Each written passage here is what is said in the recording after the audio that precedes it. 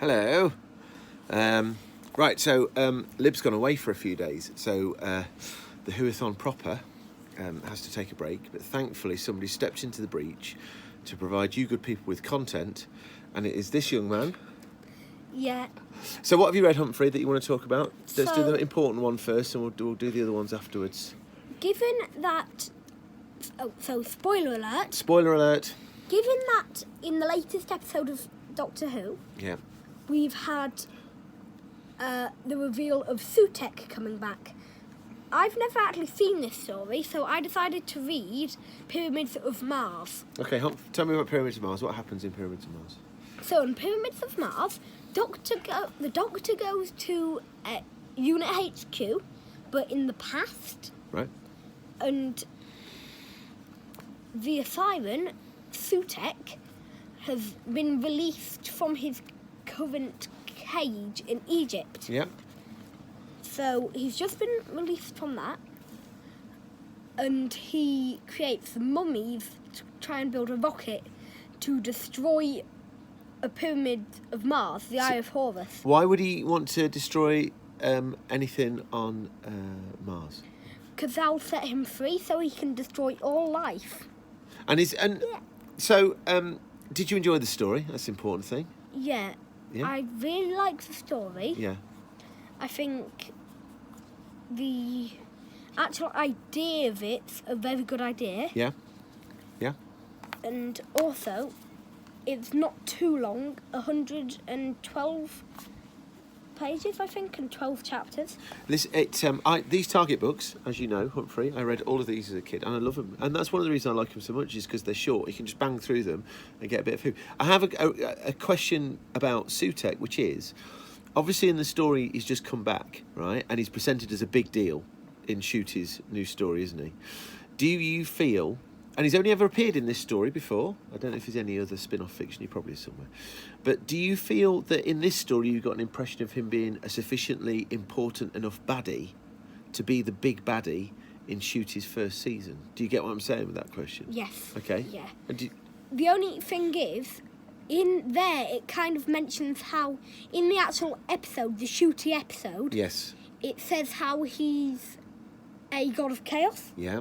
But in the actual book and the original episode, Yeah. it says he's an siren.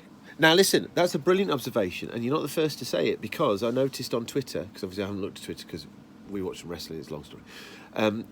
But one of the things that people complain about is saying that, well, you know, you've got the toy maker who's always been set up as this celestial being, you've got Maestro, who we've seen as this celestial being, and then they've dragged in Sutek, who we just know to be a particularly advanced alien.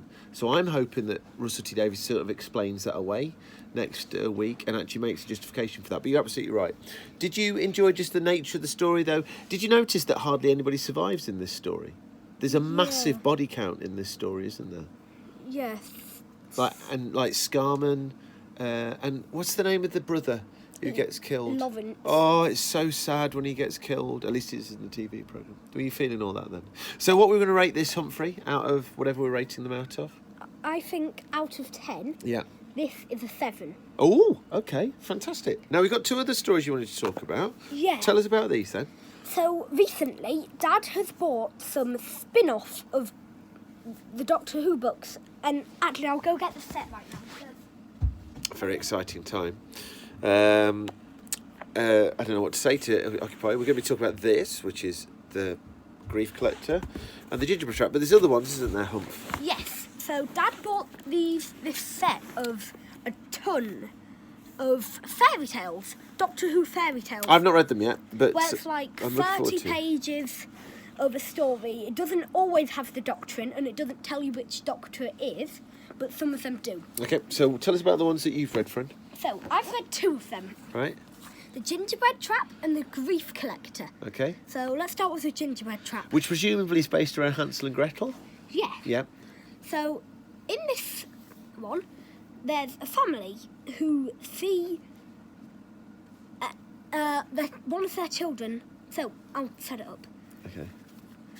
The opening line is, once long ago and far away, there were 2 children called Malchus and Evelyn. Yeah. So they're brother and sister, Yeah. And they live in a cottage in the woods between a lake and the forest. Right.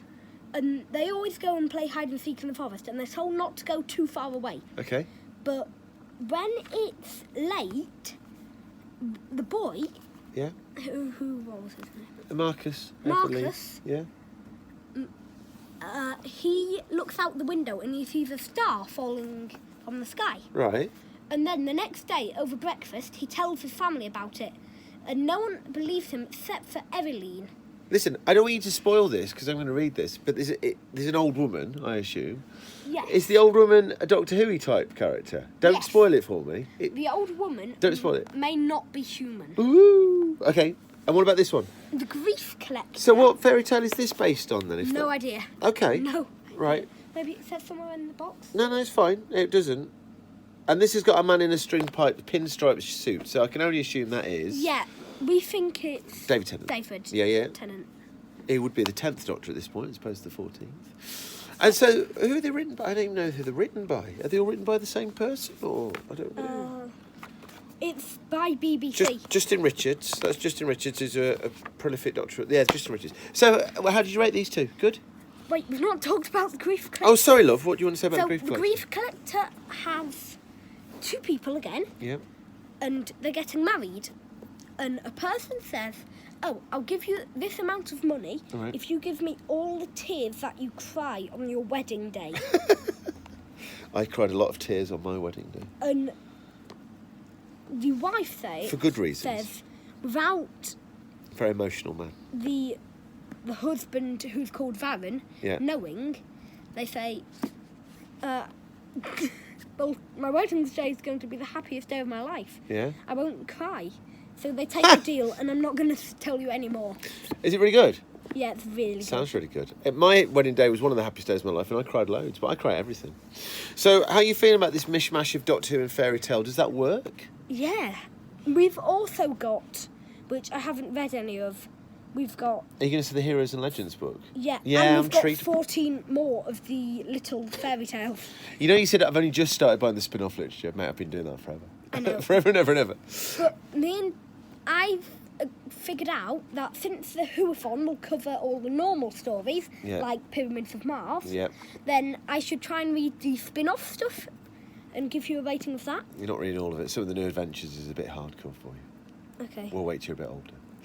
Right, okay. So thank you very much, Humphrey. That was very useful, insightful stuff. Have you got any idea what you're going to... Are you going to read the Heroes and Monsters, or are you going to work your way through these? I think I might read these first. They are lovely, aren't they? I think I'm going to read 3 next. Okay. I'm thinking Little Rose Riding Hood, Yeah. which I've heard has Zygons, nothing else. You hate Zygons. I know, I'm going to try it. Okay. Then I'm going to read The 3 Little Sontarans, and then Snow White and 7 Keys to Doomsday. Oh, I'll talk to you about what 7 Keys to Doomsday is in reference to later. Anyway, thank you very much. We've got some other bits and bats nonsense we're going to do to keep ourselves occupied while the good lady Libby's away. And we'll see you soon. Bye. Bye.